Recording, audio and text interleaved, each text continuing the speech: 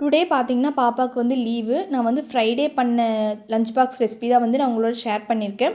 Friday பார்த்தீங்கன்னா பாப்பாவுக்கு வந்து காலிஃப்ளவர் ரைஸ் தான் வந்து பண்ணி கொடுத்து விட்டுருந்தேன். காலிஃப்ளவர் நல்லா கட் பண்ணி எடுத்து கொஞ்சமாக ஹாட் வாட்டர் ஆட் பண்ணி ஒரு 15 மினிட்ஸ் அப்படியே விட்டுருங்க. அதுக்கப்புறம் அதை நல்லா ட்ரை பண்ணதுக்கப்புறம் கொஞ்சமாக வந்து மஞ்சத்தூள், 1 டேபிள் ஸ்பூன் வந்து மிளகாத்தூள், 1/2 டேபிள் ஸ்பூன் வந்து கரம் மசாலா, கொஞ்சமாக உப்பு ஆட் பண்ணி நல்லா வந்து இதை வந்து நல்லா வந்து ஃபஸ்ட்டு வந்து கலந்து விட்டுறணும். அதுக்கப்புறம் இது கூடவே வந்து இஞ்சி பூண்டு பேஸ்ட்டு, 2 டேபிள் ஸ்பூன் அரிசி மாவு, 2 டேபிள் ஸ்பூன் வந்து கார்ன்ஃப்ளவர் மாவு ஆட் பண்ணி நல்லா வந்து கலந்து விட்டுக்குங்க.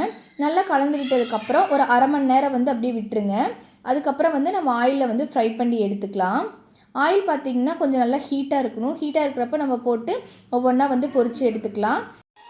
அதுக்கப்புறம் பார்த்திங்கன்னா மறுக்க பேனை வச்சு நல்லா ஹீட் ஆனதுக்கப்புறம் நம்ம வந்து காலிஃப்ளவர் பொரிக்கிறதுக்கு யூஸ் பண்ணோம் இல்லையா ஆயில், அதுலேயே வந்து ஒரு கரண்டி வந்து இதுக்கு எடுத்துக்கலாம்.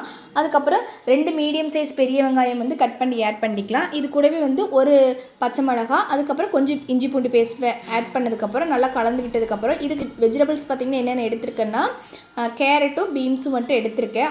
அதுவுமே நல்லா கலந்து விட்டதுக்கப்புறம் அது கூட வந்து கொஞ்சமாக வந்து மிளகாத்தூளும் கரம் மசாலாவும் ஆட் பண்ணி நல்லா வந்து கலந்து விட்டுக்கலாம்.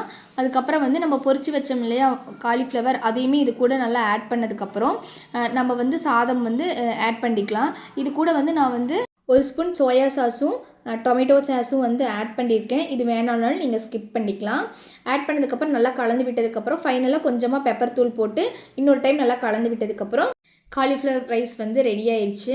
இது பார்த்திங்கன்னா ஸ்கூல், காலேஜ், ஆஃபீஸ் எல்லாத்துக்குமே வந்து லஞ்ச் பாக்ஸ்க்கு வந்து ஒரு நல்ல ஒரு ரெசிபியாக இருக்கும்.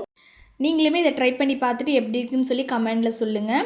அதுக்கப்புறம் வந்து ஸ்நாக்குக்கு பார்த்திங்கன்னா அன்றைக்கி வந்து கடல மிட்டாயும் சிப்ஸும் மட்டும் கொடுத்து விட்டுருந்தேன். இந்த லஞ்ச் பாக்ஸ் ரெசிபி உங்களுக்கு பிடிச்சிருந்துச்சுன்னா லைக் பண்ணுங்கள், ஷேர் பண்ணுங்கள், கமெண்ட் பண்ணுங்கள்.